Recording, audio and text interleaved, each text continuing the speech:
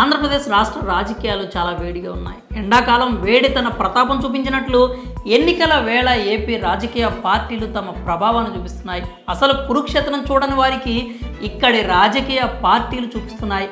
ఎప్పుడు ఎలాంటి పరిణామం ఏపీ రాజకీయాల్లో చోటు చేసుకుంటుందో అని రెండు తెలుగు రాష్ట్రాల ప్రజలు ఆసక్తిగా ఎదురుచూస్తున్నారు. ఇదే సమయంలో కీలక నేతలకు సంబంధించినటువంటి ఏదో ఒక అంశం వార్తల్లో వినిపిస్తోంది. తాజాగా టీడీపీ జనసేన నిర్వహించిన సభలో లోకేష్ కనిపించలేదు. జనసేన టీడీపీ మధ్య పొత్తు కుదరక ముందు వరకు చంద్రబాబు తర్వాత నారా లోకేష్ నెంబర్ 2 లో ఉండేవాడు. అయితే ఎప్పుడైతే జనసేనతో టీడీపీ పొత్తు పెట్టుకుందో లోకేష్ ప్రాధాన్యత తగ్గింది అని తెలుస్తోంది. చంద్రబాబు తన పుత్రుడి కంటే దత్తపుత్రుడికి ఎక్కువ ప్రాధాన్యత ఇస్తున్నాడని వైసీపీ నేతలు అంటున్నారు. అవే మాటలను లోకేష్ కూడా బలంగా నమ్మినట్లుగా కనిపిస్తోంది. అందుకే ఈ రెండు పార్టీలు నిర్వహిస్తున్న కీలక కార్యక్రమాలకు డుమ్మా కొట్టాడు. బుధవారం పశ్చిమ గోదావరి జిల్లాలోని తాడేపల్లిగూడెంలో టీడీపీ జనసేన ఉమ్మడి బహిరంగ సభ జరిగింది. ఈ సభకు ఇరు పార్టీల నేతలు హాజరయ్యారు. ఈ కూటమి సభకు టీడీపీ జాతీయ ప్రధాన కార్యదర్శి అయినటువంటి నారా లోకేష్ మాత్రం డుమ్మా కొట్టారు. ఇలా ఇటీవల జరిగిన రెండు కీలక రాజకీయ సమావేశాలకు లోకేష్ డుమ్మా కొట్టడం పార్టీల్లో చర్చకు దారితీసింది. మొన్న జరిగిన సీట్ల పంపకం సమావేశంలో కూడా లోకేష్ కనిపించలేదు. తాడేపల్లిగూడెంలో జరిగిన కూటమి సభకు రాలేదు.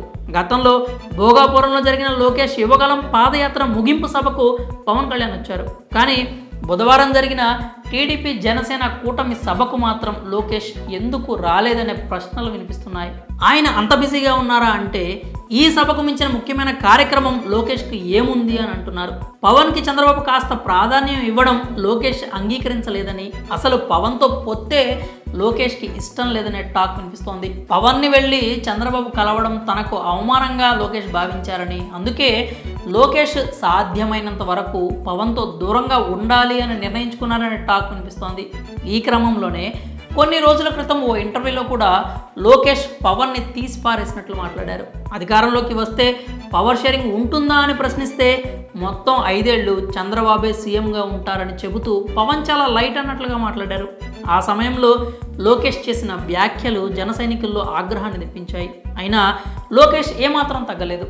ఇంకా చెప్పాలంటే తానొక పొలిటీషియన్ కాదని, కేవలం ఓ సినిమా హీరో అనే భావనలో పవన్ ఉన్నారనే లోకేష్ భావిస్తున్నట్లు పలువురు అభిప్రాయపడుతున్నారు. అసలు పవన్తో పొత్తు లేకుండా ఒంటరిగా ఎన్నికలకు వెళ్లాలనేది లోకేష్ ఆలోచనగా ఉందని టాక్. అయితే ప్రతిపాదనను చంద్రబాబు కాదని జనసేనతో పొత్తు పెట్టుకున్నారని, ఈ అంశం కుటుంబంలో గొడవకు దారితీసిందనే టాక్ కూడా వినిపిస్తోంది. కారణం ఏదైనప్పటికీ లోకేష్ రెండు కీలక ఘట్టాల్లో కనిపించకపోవడం అనేక అనుమానాలకు తావిచ్చింది.